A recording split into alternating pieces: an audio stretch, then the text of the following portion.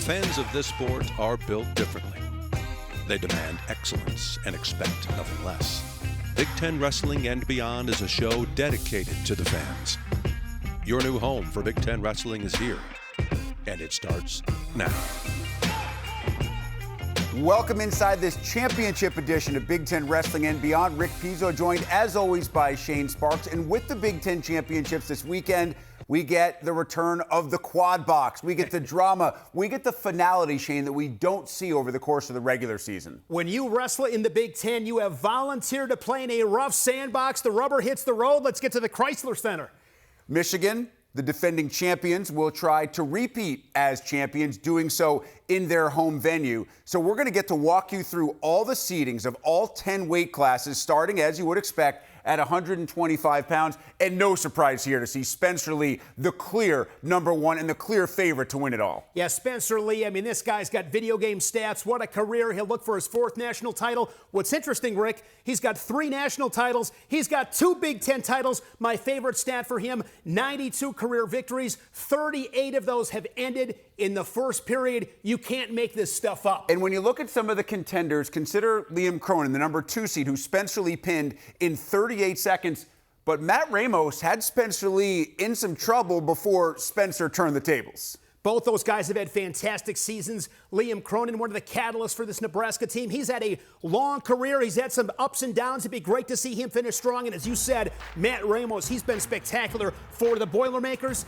He put Lee to his back, was up 8-1 when ultimately Lee got that fall. But keep an eye on those two guys. They've had great seasons. Here is some video of both Cronin and Ramos, two guys who have had terrific seasons, but there is no doubt they will have to figure out something that no one has figured out, and that is a way to beat Spencer Lee over the last couple of years. Perhaps no bigger favorite in any conference, certainly no bigger favorite inside the Big Ten than Spencer Lee at 125. That being said, the field at 133 is led by Roman Bravo Young, another guy who hasn't been beaten in forever. RBY, the number 1 seed, followed by Jesse Mendez of Ohio State, Lucas Bird of Illinois.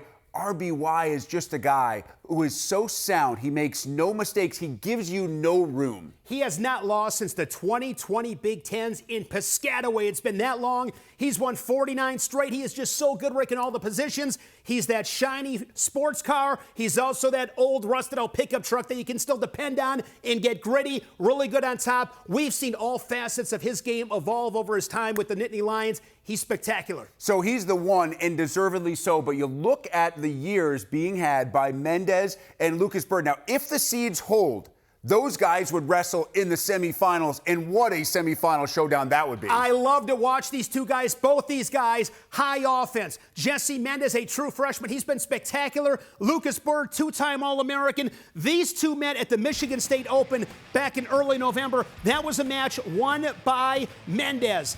This could be a semifinal match. Should be a lot of fun, a lot of offense. You look at the rest of this bracket as well, Rick. Chris Cannon's a 2-time All-American. Ragusin was 3rd last year at the Big Tens. Nagao's been impressive for the Gophers. Brody Teske in limited actions only got the 2 losses. Foley and Lamont, by the way, those guys were All-Americans at 125. There's plenty of talent at this weight class. No disrespect to the rest of this field because I love this bracket, but there is Roman Bravo Young, and there's the rest of the 133-pound field. And that's no disrespect. Again, I just think based on what he has done, that is a fair thing to say.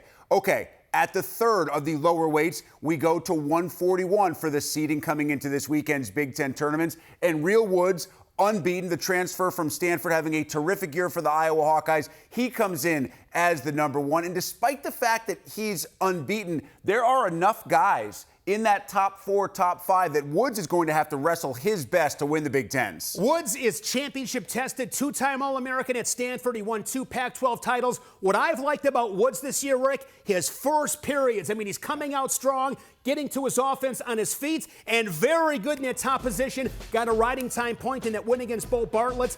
Those first periods, with those tilts, he puts a lot of points on the board. And obviously, he has been a huge part of the Iowa team story this year as the Hawkeyes and Tom Brands had to replace so many guys who had been around Iowa City forever. Bo Bartlett and Brock Hardy are two guys who wrestle hard. And Bartlett, I think, is a guy who has gotten to a different gear this season. Yeah, he's at the right weight class. Last couple of years, he's been behind two-time national champion Nick Lee of Penn State, so he's down at the right weight class. Only that one loss to Woods in the duel inside the Bryce Jordan Center. And Brock Hardy, another one of those Cornhuskers that's kind of come out of nowhere. We'll talk about a couple of those guys as the show progresses. But Brock Hardy, kind of a funky guy, good in that top position, can score some points. Those top three will be a lot of fun to watch. Frankie Talshahar, he's ranked top 10 in the country. Jacob Berglund, he was an All-American last year for the Gophers. And Danny Pacino, kind of a breakout season for the Fighting Illini. And, of course, no one has better hair post-match than Talshahar, so always have that to look forward to. Take a quick break here on Wrestling and Beyond. We are back with a look at some of the middleweights, including the story in Madison. How healthy is Austin Gomez, and can he challenge at 149 plus? How is it possible that Peyton Robb is both undefeated and underrated? We'll discuss those weight classes when we come back.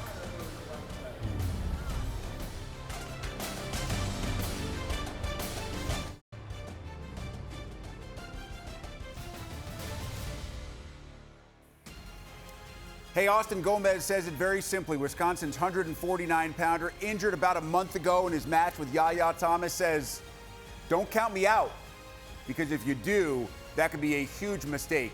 If Gomez is healthy, he will be a factor at 149 pounds. Back on Big Ten Wrestling and Beyond, Rick Pizzo alongside Shane Sparks. We love Austin Gomez, but it's not a huge surprise that when the seeds were revealed for the 149-pound Big Ten championship bracket, Gomez was a number 2, not a number 1. And the reason why Sammy Sasso is the number 1 is because of the questions lingering around Gomez's injury. If he's healthy, though, Shane, he is most likely the number 1 seed in this bracket. Yeah, it's definitely one of the biggest stories of these Big Ten championships. Remember the year he had last year in March in Lincoln, had that quick pin over Ridge Lovett, beat Sammy Sasso to win a Big Ten title. Then he goes to Detroit a couple weeks later, finishes 4th on the podium. We've said it before, scared money don't make money. If he's ready to go, Austin Gomez is going to be a threat to go back-to-back. And listen, that is the question.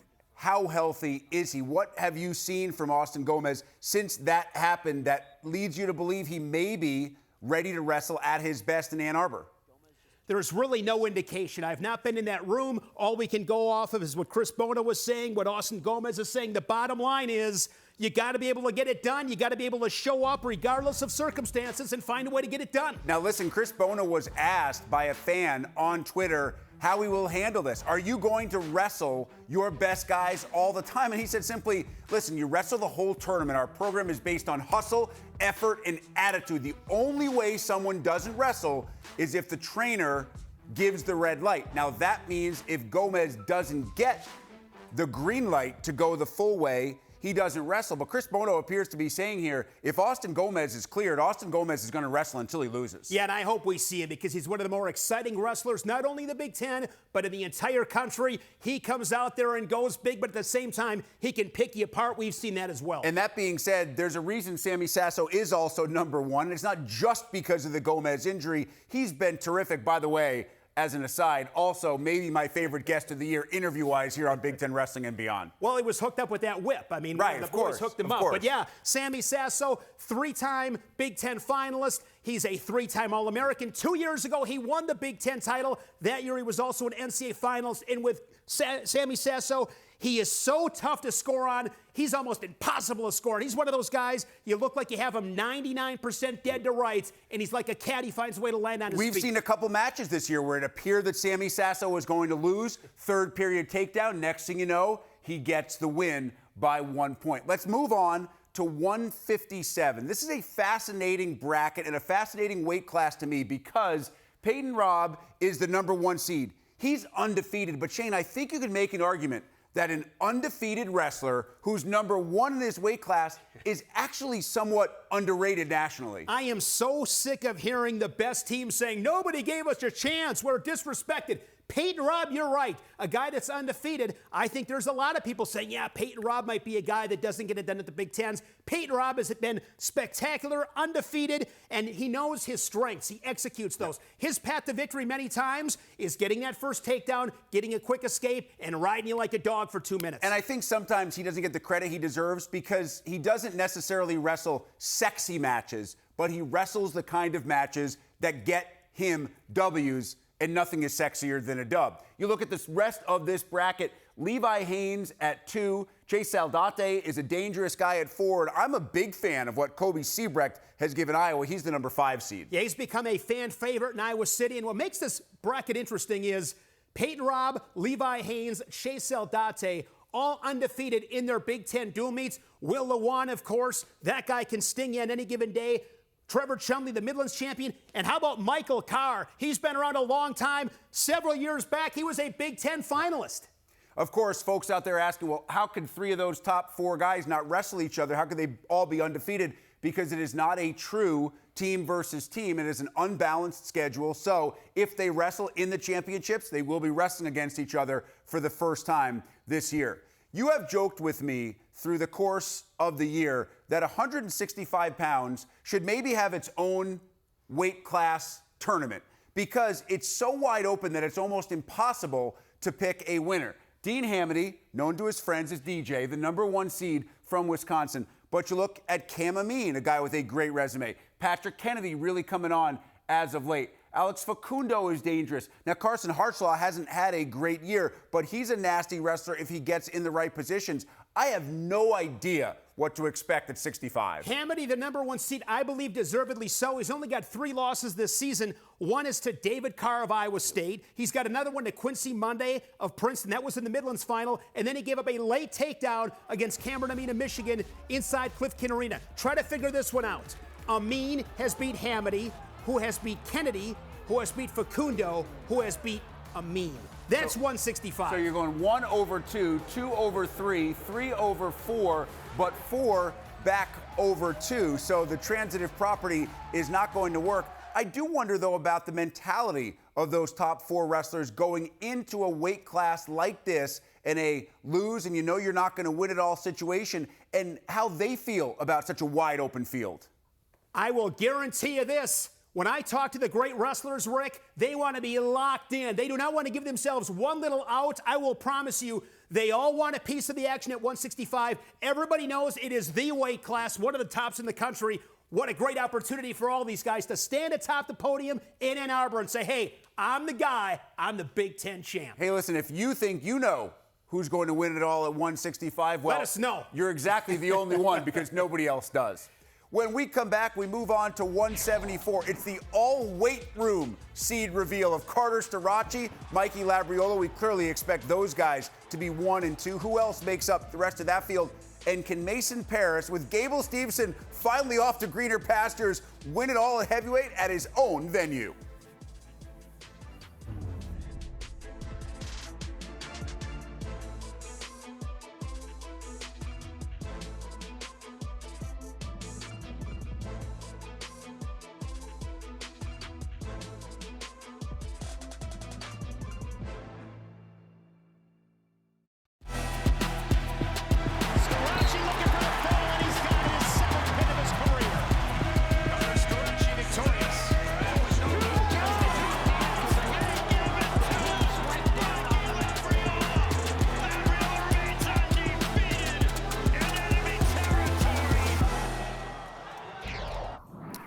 Welcome back to our Big Ten Championship preview here on Big Ten Wrestling and Beyond. Rick Pizzo, Shane Sparks. We are often mistaken for Carter Starocci and Mikey Labriola because of our builds looking so similar to those two guys. They are the number 1 and 2 seeds, as you would expect, respectively, at 174 pounds. And they are near the top of everybody's national rankings as well. You look at the rest of the top 5, Ethan Smith, dangerous wrestler, had Labriola in trouble at one point this year. You got Bailey O'Reilly and Edmund Ruth as the 4 and 5. But listen, Shane, I think everybody expects at the end of the day this is going to come down to Carter Starocci and Mikey Labriola in the finals. Starocci has won 44 straight, third longest win streak behind Spencer Lee and Roman Bravo Young, and we've seen him before, Rick. This guy just loves to go to deep waters. He enjoys being miserable, very comfortable being uncomfortable. That's Carter Strachey. Him and Mikey Labriola, they have not wrestled this year, of course. They're both undefeated. 2 years ago at the Big Tens, 3-1 in sudden victory. That was a really good match. And then last year at the national tournament, 6-1 in favor of Strachey. But those two guys have both been spectacular, and I can't wait to see that potential final. And you know that Labriola wants a shot. He wants a shot at knocking off a guy who at the beginning of the year, Shane said is so good that he would not give up a takedown point this year. Now, Shane lost a fairly decent-sized wager on that, but still, Carter Strachey has been really good. Of course, Labriola is undefeated, like his teammate Peyton Robb, who is undefeated. Nebraska's had a great year, but this would certainly kind of be the feather in the cap for the Huskers and for Labriola, who is 24-0, one win more than his teammate Peyton Robb, who is 23-0 and looking to take home the 157-pound title. If there is anybody that could throw a monkey in this wrench, is it most likely Ethan Smith at 3? Ethan Smith has had a really good career at Ohio State. He's very dangerous. Bailey O'Reilly's a guy to me, just wrestles really hard. Edmund Ruth over 20 wins this season. Remember, he had a win streak at 22 at one point before O'Reilly broke that stretch.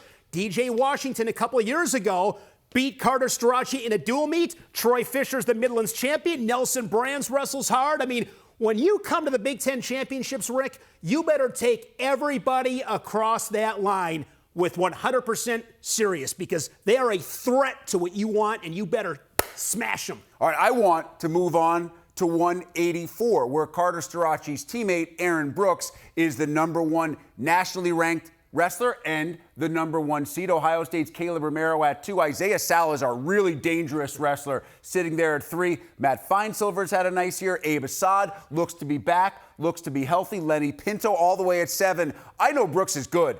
This, to me, is a dangerously loaded weight class. This is gallons and gallons and more gallons of toughness. You look at some of the names. Aaron Brooks, I mean, he is silky smooth. Maybe the best wrestler in all facets of the game, in my opinion. He doesn't take a second seat to many. You talked about Isaiah Salazar. He's only got the one loss on the season. Abe Assad, Lane Melchesky, the guys that you mentioned. This is just a very tough physical weight class, as you'd expect. Salazar and Pinto have grabbed my eye and attention this year, partially because of the physical way that they wrestle. Lenny Pinto's another one of those Nebraska guys who's absolutely jacked. Salazar, when he gets on you, Shane, it is just plain nasty. I think we need to watch these two guys in Ann Arbor. Yeah, Isaiah Salazar, when he gets his hand on you, he's got what's called come here strength. He grabs you and brings you in. And Lenny Pinto, again, we've talked about these Nebraska Cornhuskers. They had a lot of guys they had to replace, but Lenny Pinto has been fantastic at 184. Salazar and Pinto had a one-point match. I'd love to see it. Maybe the mat return of the year right there. Lenny Pinto and Isaiah Salazar, they will be in the fray at 184. Such a terrific weight class. 97 is also really loaded because there are so many guys that could potentially win. Now, Strachey and Brooks may be big-time favorites at 74 and 84. Max Dean, their teammate, is #1 at 97. But Silas Allred is one of the best stories in all of college wrestling, not just the Big Ten. We've seen Cam Caffey in the postseason. Jacob Warner is a been there, done that kind of guy. It's not quite, to me, as wide open as, say, 65, but a lot of different stuff could happen at 97. And just forgive me, Rick, because I see that Max Dean, and I just need a little help on the back. Bow and arrow and Jacob I can Warner feel it. Screaming in pain. The most punishing move in wrestling is that bow and arrow from Max Dean. Of course, you think about former Nittany Lion Zane Rutherford, but Max Dean is a guy that has proven that when it gets right down to it and he's just got to grind it out, he can. The top position with Max Dean, we've seen it time and time and time again. When he's got to get tough on top, he can keep you down for as long as he needs to. Now, he is a known commodity, but let's be honest about it, and I'm not taking anything away from what Silas Allred has done this year. 12 months ago, not many people in the wrestling world even knew who Silas Allred was. Now he's the #2 seed and one of the best stories in the country. Yeah, and he's earned it. I mean, I got to be honest, Rick, I didn't know of him either, but I know about him now because all season we've seen him progress with some big wins. He's replaced an All-American in Schultz. with the Cornhuskers. So to step in right now, get the most of his opportunity. There you see him with the bar arm, really good in that tough position. Sneaks in an inside cradle right here. He's got a high energy gas tank, and he's got some passion on the mat. Yeah, that's a big thing to me. He's a guy who never seems to get tired out. And sometimes these guys are all in great shape, but you go through the grind that is this tournament format. You have to have everything and then some if you are going to wrestle that many matches in that short a time to win it all. All right, let's save the big guys for last and go to heavyweights, because you have the top 4 seeds in Paris, Kerkvliet, Cassiope, and Davison. They're not just the top 4 seeds in the Big Ten. They're the top 4 nationally ranked wrestlers. This is as loaded as it gets. And at the top is Mason Parris, a guy trying to win a Big Ten championship at home. And he's been here before. 2-time Big Ten finalist. He's a national finalist. All 3 of those matches, he lost to Gable Steveson, of course, the all-time great at Minnesota. But he's undefeated this season. He beat Kerkvliet in the duel 3-1. This weight class, 1 through 4. Of course, Trent Hilger's an All-American. Tate Ordorf's an All-American for Ohio State. He did that at Utah Valley as well. So this is a really good weight class. 4 guys ranked top 4 in the country. I mean, this is bring the big boy pants to this weight class. Now, Rick. you mentioned that match that Parris had against Kerkvliet earlier this year when he knocked him off. He took over the #1 ranking. And maybe, Shane, this plays into the mindset if they meet again in Ann Arbor. Yeah, I can't wait to see this again. These guys have a history with each other. They've gone back and forth over the years. Mason Parris, he's never lost to Cassiope. Kerkvliet and Cassiope have had some good battles as well. I mean, it's just so fun to watch these guys because they're so athletic. They got good offense, good in that top position. I think at this weight class, Rick, it's just going to be so important to score first. Set the tone. If you score first, I think at this weight class in particular, you'll really help yourself out. You also have to wonder with some of these guys, Parris, Kerkvliet, Cassiope, the heavyweights that have been around for a while, what would their legacies be like if Gable Steveson didn't exist and steal everybody's thunder over the last couple of years? They'd all be considered some of the all-time greats, and maybe one guy has a chance to get himself in that conversation with a Big Ten championship followed up by an NCAA championship in 2023. All right, time for one final break here on Big Ten Wrestling and Beyond. We're back to talk about the team title, and always expect the unexpected when it comes to championship moments at the Big Ten Finals.